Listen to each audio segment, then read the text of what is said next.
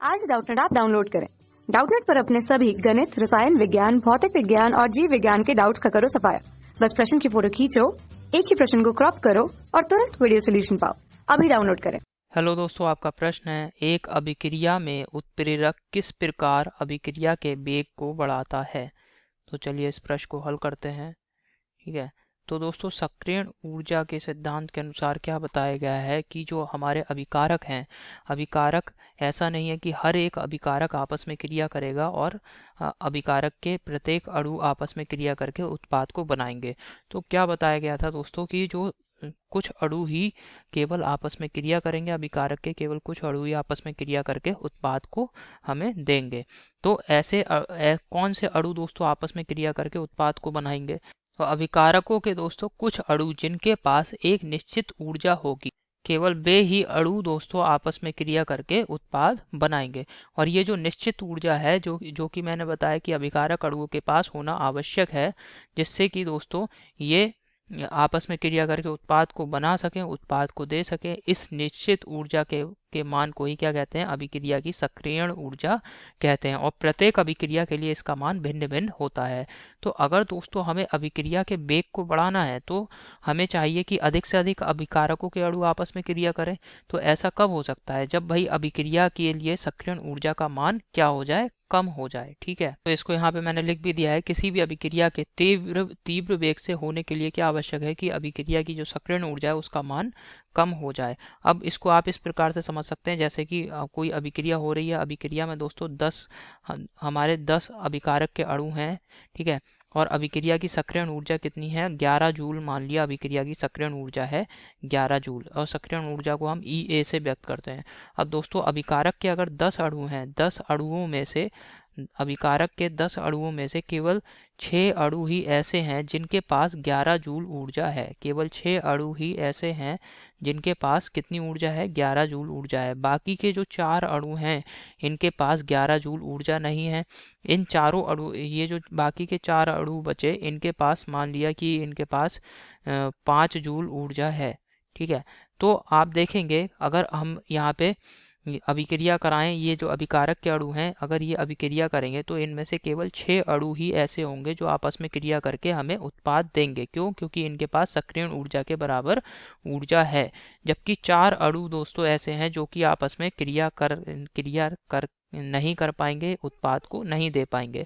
अब अगर सक्रियण ऊर्जा के मान को अगर आप किसी भी तरीके से घटा देते हैं, घटा करके 11 जूल से मान लिया इसके मान को हमने ले आए 4 जूल पे।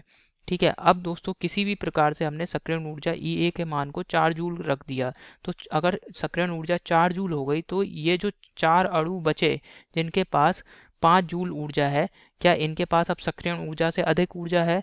ठीक है, अभिक्रिया होने के लिए क्या आवश्यकता होती है कि सक्रियण ऊर्जा के बराबर ऊर्जा होनी चाहिए। अब अधिक है तो भी वो आपस में क्रिया करके उत्पाद दे देंगे, और बराबर है तो भी उत्पाद देंगे, परंतु सक्रियण ऊर्जा से कम ऊर्जा नहीं होनी चाहिए अभिकारक अणुओं के पास। ठीक है, तो ये जो 4 अणु थे जिनके पास 5 जूल ऊर्जा थी, ये भी अब क्या करेंगे, हमें उत्पाद देंगे आपस में क्रिया करके। तो अब आप देख रहे हैं उत्पाद हमें 6 जितने अभिकारक के अणु लिए थे ये सभी आपस में क्रिया करके अब हमें उत्पाद देंगे। समझ में आ गया? तो दोस्तों हमारा मुख्य कार्य क्या है, सक्रियण ऊर्जा के मान को कम करना। तो इसके लिए हम क्या करते हैं, अभिक्रिया में उत्प्रेरक का प्रयोग करते हैं। उत्प्रेरक क्या करते हैं, सक्रियण ऊर्जा के मान को कम कर देता है। अब किस प्रकार से कम करेगा इसको समझते हैं। अब जैसे कि दोस्तों यहाँ पे एक मैंने अभिक्रिया ले ली, अभिक्रिया में अभिकारक है A और B, ये दोनों अभिकारक हैं। यहाँ पे हमें उत्पाद प्राप्त हो रहा है AB। अभी इस समय हमने कोई भी उत्प्रेरक प्रयोग नहीं किया है।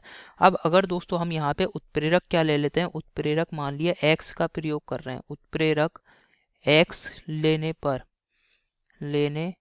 पर अब दोस्तों हमने क्या करा, उत्प्रेरक X ले लिया। तो उत्प्रेरक X क्या करेगा, जो हमारा अभिकारक A है इसके साथ क्रिया करके एक अभिकारक यहाँ पे एक उत्पाद बना लेगा AX।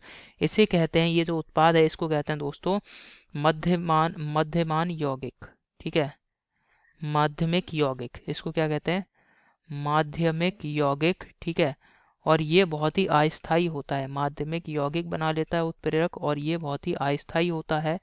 और ये जो माध्यमिक यौगिक है ये क्या करेगा दोस्तों, पुनः इस प्रकार से आ जाएगा AX। अब ये उत्प्रेरक B AX जो है ये क्या करेगा, अभिकारक B से क्रिया कर लेगा और यहाँ पे क्या बनाएगा, उत्पाद AB हमें दे देगा और जो हमारा उत्प्रेरक है ये पुनः माध्यमिक यौगिक बनाने के लिए मुक्त हो जाएगा। ठीक है, तो इस प्रकार से यहाँ पे हमें उत्पाद प्राप्त हो गया। ठीक है, तो यहाँ पे जो माध्यमिक यौगिक बन रहा है तो इसकी वजह से दोस्तों क्या होता है, जो अभिक्रिया की सक्रियण ऊर्जा है इसका मान बहुत ही कम हो जाएगा, क्योंकि ये जो माध्यमिक यौगिक वाली जो अभिक्रिया है इसके लिए सक्रियण ऊर्जा का मान बहुत ही कम होगा और इसकी वजह से दोस्तों हमारे पास जो अभिकारक अभिक्रिया है उसका वेग बढ़ जाएगा। ठीक है, तो यहाँ पे इसको मैं लिख दे रहा हूँ। तो क्या हो रहा है दोस्तों, यहाँ पे इसको मैंने लिख दिया है, उत्प्रेरक किसी एक अभिकारक के साथ संयोग करेगा, संयोग करके क्या बना लेगा, अस्थायी माध्यमिक यौगिक बना लेगा। अब ये जो अस्थायी माध्यमिक यौगिक बनाया तो इसके लिए दोस्तों जो सक्रियण ऊर्जा का मान होगा E-A, इसका मान दोस्तों बहुत ही कम होगा किसकी तुलना में, अगर हम बिना अभिकारक के जो अभिक्रिया कराएंगे सीधे तौर पे, इसके लिए सक्रियण ऊर्जा का मान EA है और ये जो माध्यमिक यौगिक बन रहा है अभिकारक के साथ, अभिकारक और उत्प्रेरक के मध्य जो माध्यमिक यौगिक बन रहा है इसके लिए सक्रियण ऊर्जा का मान E-A है। तो E-A का मान बहुत ही कम होगा किसकी तुलना में, EA की तुलना में। तो यही वजह है, अगर माध्यमिक यौगिक यहाँ पे बन जाएगा, माध्यमिक यौगिक बहुत ही अस्थायी होगा और इसके सापेक्ष दोस्तों जो सक्रियण ऊर्जा है इसका मान बहुत ही कम होगा। तो इस वजह से ये वाली जो अभिक्रिया है इसमें जितने भी अभिकारक के अणु A थे जो कि सीधे तौर पे अभिकारक B के अणुओं से क्रिया नहीं कर पा रहे थे, ये दोस्तों सभी अणु उत्प्रेरक के साथ क्रिया करके माध्यमिक यौगिक बना लेंगे, सभी A के सभी अणु। ठीक है, तो यहाँ पे माध्यमिक यौगिक बन गया। अब ये जो माध्यमिक यौगिक है ये बहुत ही अस्थायी है, तो ये अस्थायी है तो यानी ये बहुत ही कम इसके लिए, इसके सापेक्ष दोस्तों बहुत ही कम सक्रियण ऊर्जा की आवश्यकता होगी।